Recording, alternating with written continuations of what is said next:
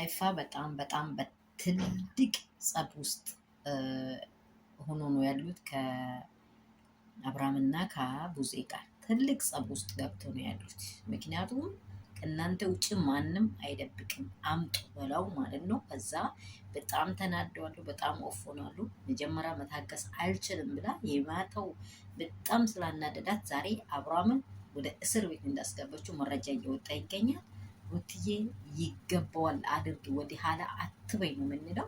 ምክንያቱም ምንድነው በልጇ ላይ እየቀደደ ስላለ፣ በገዛ በልጇ ላይ እየቀደደ ስላለ በህይወት እሷ ህይወት እንድትኖር አልፈለገም አብርሃም አልፈለገም፣ ቡዜ አልፈለገችም። ሩታ ግን ይሄን አልነቃችም። ለእነርሱ በሬራዬ ትላንትና መጥሬ ቤታ ዝም ነው ያለቻቸው።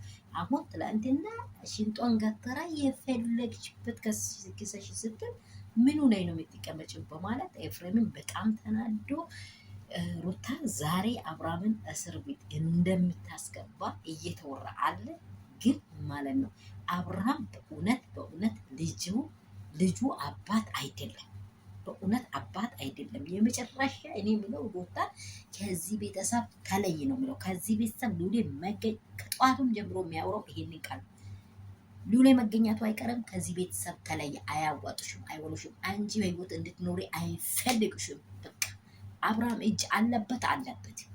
የኔ ውዶች፣ የኔ እንቆች ያችሁኝ እንደምን አላችሁ? ሁሉ ሰላም፣ ሁሉ መልካም ነው። አረ ቪዲዮ ላይክ የለም ባካችሁ፣ ሼር የለም፣ ሰብስክራይብ የለም። የኔ እንቆች የት ናችሁ? ጊዜ ሆናችሁ እንደሆነ አምናለሁ።